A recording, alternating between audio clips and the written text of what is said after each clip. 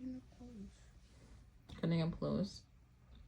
And you were so mad you didn't remember doing it? Yep. Okay. And your bed, you carved into that and you don't remember doing it. Is the same true for your desk chair? Yeah. Okay, is there anything else?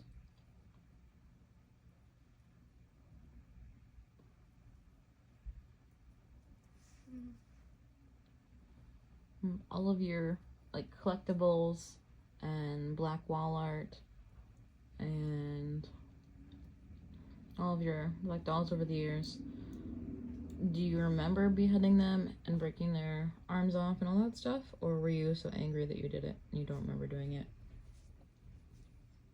I know I did that to doll stuff, like the art wall stuff. I don't remember doing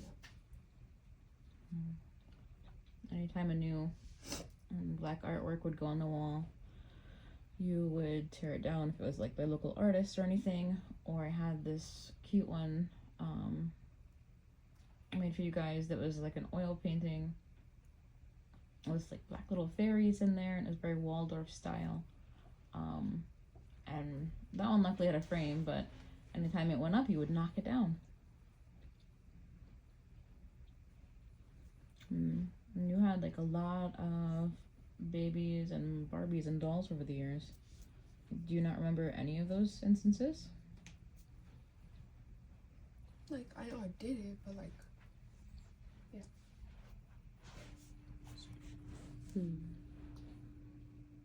And if you remember doing it though, you were there for it and you remember it? For like the other dolls, I do remember the doll stuff. Okay. That means Barbies? Okay. Yeah, you probably had like over 100 Barbies over the years. Pretty close to the same amount of baby dolls. Is there anything else that you've done or damaged or hurt when you were angry enough?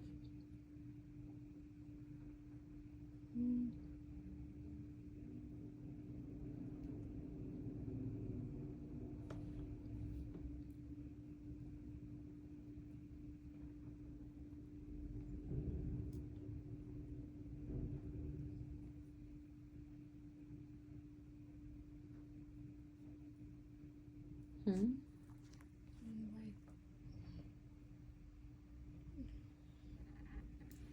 remember or not remember doing? Stuff you remember doing, or you don't remember doing.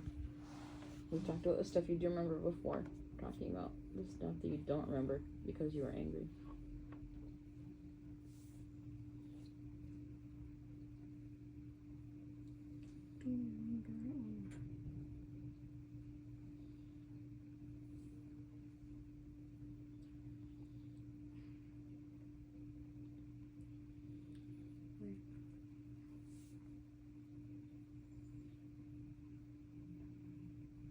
The window. Oh, okay. You broke the window. You remember that? Okay. Is there anything else?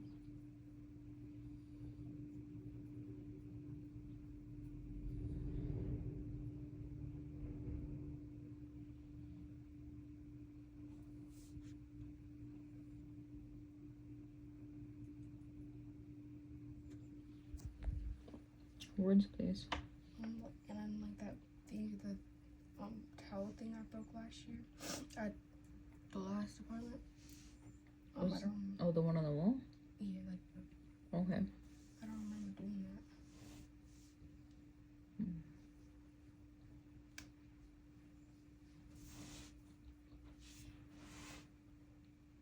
When you get so mad, you told me before that you see like nothing but the object and just white around, right? Do you think that when you're in that phase of being so angry, is that maybe the time that you do these things? Yeah. And what kind of things make you angry? Let's pause for a minute.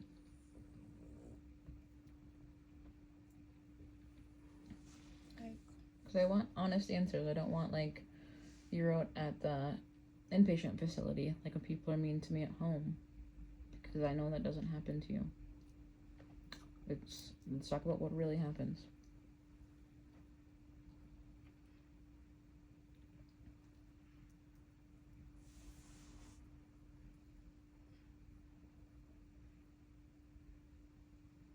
Like,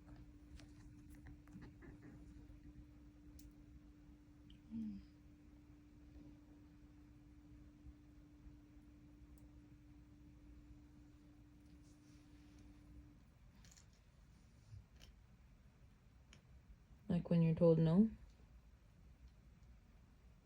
sometimes.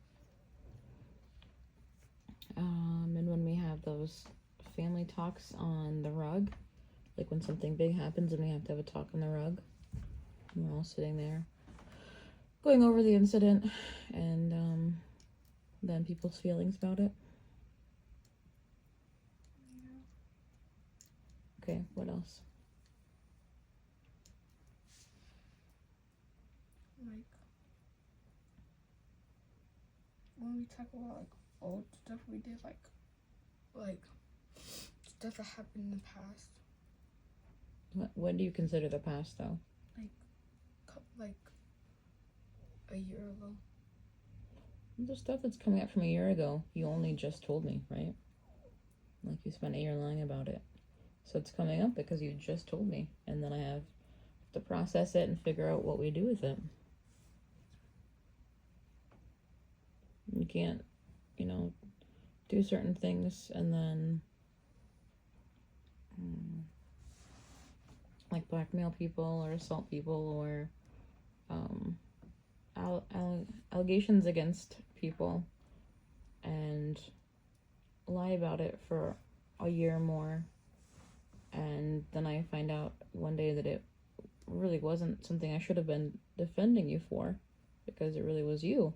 Then that takes my brain some time to understand, like, okay, this wasn't what I thought it was at all, because I believed you, right? Yes or no? Yes. Yeah. And then I lose those relationships with people because I believed you and I defended you. And I had no idea how bad things were with your lying. So now we're trying to get you help. That's why that comes up sometimes. Because it's still new information for other people, myself included.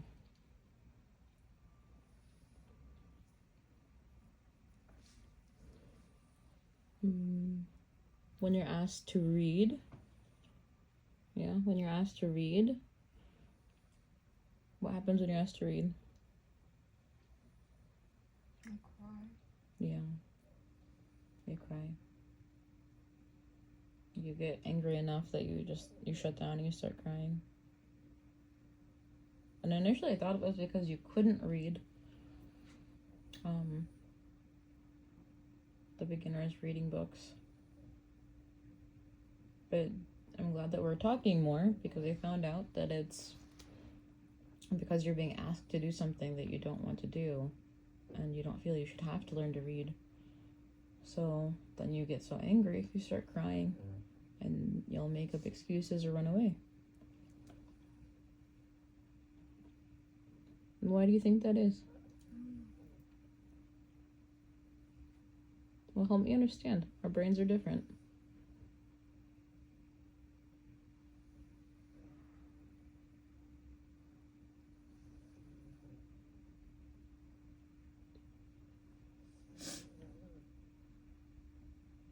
I don't know. I just don't. You don't know why you get so mad that you shut down over reading? I don't know why I do. Do you know why you sometimes misspell your first and your last name? Because you're 11, you're in 5th grade. I know you know how to spell your name. So why do you do that?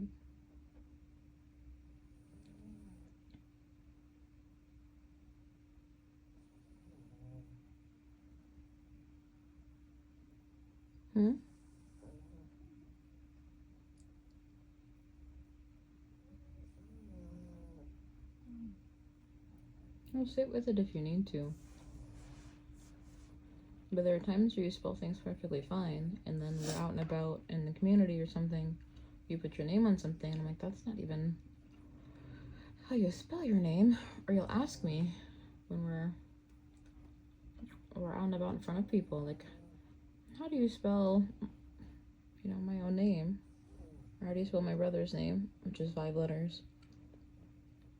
And you're 11, you know these things.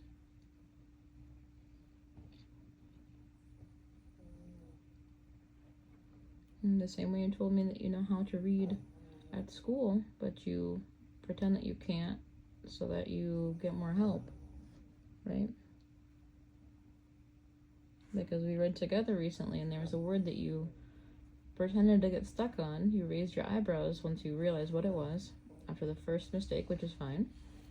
And then you persistently did the same mistake but made up like 15 more times. I almost wanted to give up reading with you, but then I realized what you were doing.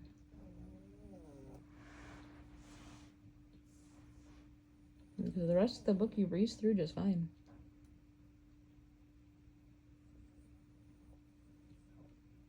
But the fact that you would be manipulative and pretend to not know things is really baffling to me. Why do you think you do that? Well, it's not something that I can relate to, so I'm hoping you can let me inside your mind.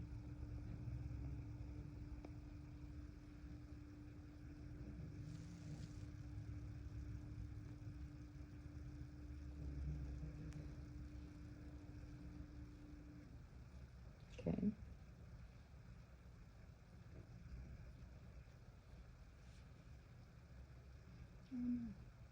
Well, maybe you can tell me when you started doing that. Like, what grade did you start faking not being able to read or anything or spell your name? What's that? 4th grade. 4th grade? Okay. And you just finished 5th. So you've been faking it for a couple of years. I wish they wouldn't have switched your school last year. Because of, like, fulfilled enrollment numbers. Because I felt like that teacher was really starting to understand the behavioral patterns.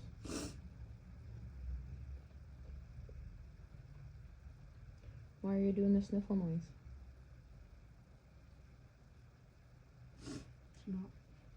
You got snot in there? Do you think it's seasonal? Yeah. Okay.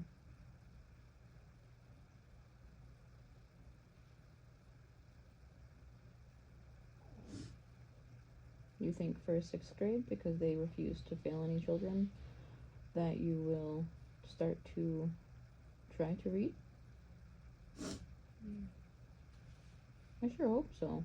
It was really cool to see you write out a paragraph and only ask for like 2 words to spell.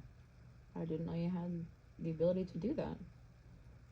And neither did the people at Rogers, so they said if we just let you work and we don't jump in to rescue you on things that we think you're struggling with, like a lot of well-meaning teachers and aides do, then you can actually do the work. But they think that you're at grade level 2nd grade when you're in 5th grade. So hopefully for 6th grade you can perform correctly, yeah? Or at least try your best. Because I know you're really smart.